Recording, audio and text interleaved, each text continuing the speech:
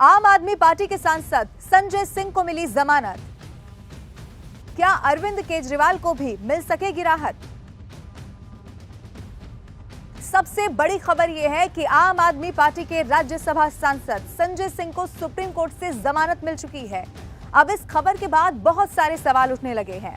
सवाल यह है कि क्या संजय सिंह की ही तरह अरविंद केजरीवाल, मनीष सिसोदिया, के कविता को भी कोई राहत मिल सकेगी, या फिर इन सबको संजय सिंह की ही तरह 181 दिन या इससे ज्यादा इंतजार करना पड़ सकता है? आज ये बहुत सारे सवाल हैं जिनका जवाब ढूंढने की कोशिश करते हैं और आज की सबसे बड़ी खबर के साथ शुरू करते हैं बात चुनाव की। 181 दिन के बाद आखिर ऐसा क्या हुआ कि संजय सिंह को जेल से बाहर आने की इजाजत मिल गई, और आखिर क्यों ईडी ने इस बार इसका विरोध नहीं किया? ये सवाल आपके मन में जरूर होगा और इसी सवाल का जवाब जानने के लिए संजय सिंह को मिली जमानत के साथ सुप्रीम कोर्ट की तरफ से सबसे अहम बात क्या कही गई है वो मैं आपको बताती हूँ। इस जमानत को मिसाल ना समझा जाए, ये सुप्रीम कोर्ट ने कहा। इसका मतलब ये है कि ये ना समझा जाए कि औरों को भी इसी तरह से राहत मिल सकती है। लंच के पहले और लंच के बाद दो कार्रवाई पूरी हुई। पहले लंच के पहले कोर्ट ने ये कहा कि भाई जैसा आर्गुमेंट चला है उस आधार पे संजय सिंह के खिलाफ कोई सबूत नहीं है, आप इस पे जो है इंस्ट्रक्शंस लेकर आइए और हमें बताइए कि आप क्या करना चाहते हैं, क्योंकि अगर हमने ऑर्डर में लिखा दिया कि इनके खिलाफ कोई केस नहीं बनता है तो आपके लिए ये नुकसानदेह हो सकता है। ईडी आई, ईडी ने कहा कि जी हमें कोई ऑब्जेक्शन नहीं है और इनको बेल दे दी जाए, तो संजय सिंह को बेल दे दी गई है। संजय सिंह को माननीय सुप्रीम कोर्ट ने जमानत जो है दे दी है। सर, कोई कंडीशन भी लगाया गया है? कोई कंडीशन नहीं है। जो जमानत की राशि को लेकर जहां तक बात है और कितने जमानती होंगे उसके लिए जो है ट्रायल कोर्ट को बोला है वो निर्धारित करेगा। कोई रोक ठोक नहीं है। ईडी ने इस बात का जिक्र जरूर किया था, लेकिन माननीय अदालत ने कहा कि पॉलिटिकल एक्टिविटीज को लेकर कोई भी बंदिश नहीं है। वो पॉलिटिकल पर्सन है, उनको पूरा हक है कि वो पॉलिटिकल एक्टिविटीज में पार्टिसिपेट करें। अब इन सब के बीच एक विडंबना ये है कि आम आदमी पार्टी के मुखिया यानी कि दिल्ली के मुख्यमंत्री अरविंद केजरीवाल खुद तो जेल में हैं, लेकिन इसी मामले में फंसे एक सांसद बाहर आ गए।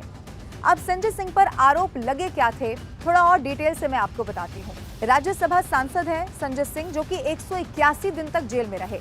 ईडी की चार्जशीट में संजय सिंह का नाम सामने आया था 4 बार। अब मीडिया रिपोर्ट से कहती हैं कि इसी मामले में ईडी की ओर से अभियोजन जो शिकायत दायर की गई थी उसमें संजय सिंह का नाम एक आरोपी व्यवसायी दिनेश अरोड़ा के बयान में सामने आया था। दावा यह किया गया कि अरोड़ा ने एजेंसी को यह बता दिया कि सबसे पहले उसकी मुलाकात संजय सिंह से ही हुई थी और जिनके जरिए वो मनीष सिसोदिया तक पहुंचा, यानी कि मनीष सिसोदिया से मुलाकात हुई। अब आम आदमी पार्टी के लिए गलत तरीके से फंड जुटाने का आरोप भी संजय सिंह पर लगा। अरोड़ा के हवाले से दावा यह भी किया गया कि उसने संजय सिंह के अनुरोध पर कई रेस्टोरेंट मालिकों से बात की और पार्टी के फंड कलेक्शन के लिए भारी रकम का इंतजाम किया। अब आपको ये भी बता दूं कि अभी ताजा जेल में गए केजरीवाल की उम्मीदें इस खबर के बाद तो बढ़ चुकी हैं और बाकी नेताओं की भी। केजरीवाल अब देखिए पहले से जेल में है, लेकिन जब पूछताछ हो रही है, जब वो बोल रहे हैं तब बहुत सारे राज खोल रहे हैं। एक सियासी भूचाल और आया जब अरविंद केजरीवाल ने, ईडी के सूत्रों ने दावा ये किया कि अरविंद केजरीवाल ने कहा कि विजय नायर जो है वो आतिशी और सौरभ को रिपोर्ट करते थे। फिर क्या था, जैसे ही ये खबर सामने आई उसके बाद आतिशी ने बहुत गंभीर आरोप लगाए भारतीय जनता पार्टी पर, इसे साजिश करार दिया। ये तक कह दिया कि अब उनके यानी कि खुद के आतिशी के साथ 4 और नेता हैं जिन्हें गिरफ्तार करने की कोशिश की जा रही है, तैयारी की जा रही है, जिसमें राघव चड्ढा भी शामिल है। आतिशी ने क्या कहा पहले वो सुनिए। भारतीय जनता पार्टी ने मेरे एक बहुत व्यक्तिगत करीबी व्यक्ति के माध्यम से मुझे भारतीय जनता पार्टी ज्वाइन करने के लिए अप्रोच किया। मुझे ये कहा गया कि या तो मैं भारतीय जनता पार्टी ज्वाइन कर लूं, अपना पॉलिटिकल करियर बचा लूं, अपना पॉलिटिकल करियर बढ़ा लूं, और अगर भारतीय जनता पार्टी नहीं ज्वाइन करी तो आने वाले 1 महीने में ईडी द्वारा मुझे गिरफ्तार कर लिया जाएगा। ये एक मेरे बहुत करीबी व्यक्ति के माध्यम से मुझे बताया गया। उन्होंने कहा कि प्रधानमंत्री नरेंद्र मोदी जी और भारतीय जनता पार्टी ने अपना मन बना लिया है कि आम आदमी पार्टी को और उसके सभी नेताओं को अब वो कुचलना चाहते हैं, खत्म करना चाहते हैं।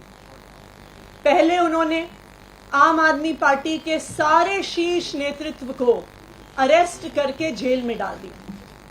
पहले सत्येंद्र जैन जी की गिरफ्तारी हुई, फिर मनीष सिसोदिया जी की गिरफ्तारी हुई, फिर संजय सिंह जी की गिरफ्तारी हुई और अब दिल्ली के मुख्यमंत्री अरविंद केजरीवाल जी को भी गिरफ्तार कर लिया गया है।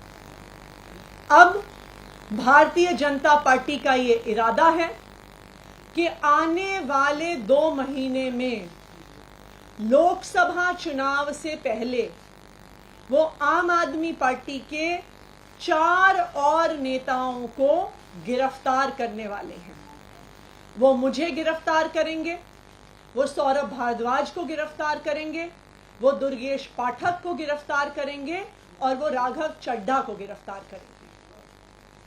भारतीय जनता पार्टी ने ये उम्मीद करी थी कि अरविंद केजरीवाल जी की गिरफ्तारी के बाद आम आदमी पार्टी बिखर जाएगी, आम आदमी पार्टी टूट जाएगी, आम आदमी पार्टी का मोराल डाउन हो जाएगा।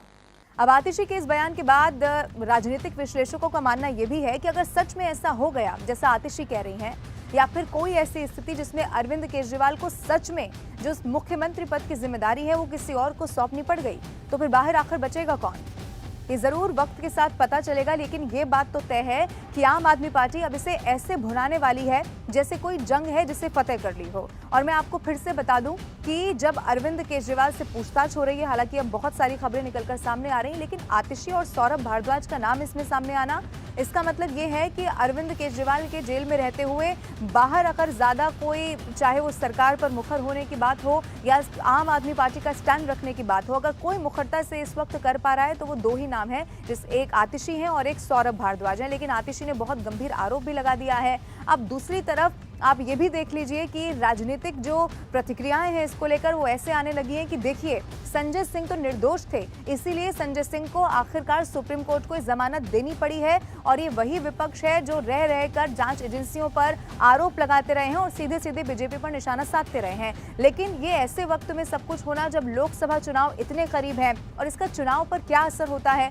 ये जरूर वक्त बताएगा, और इसके लिए देखना होगा कि आने वाले समय में चुनावी नतीजों में भी क्या इसका कोई असर हो पाता है क्या।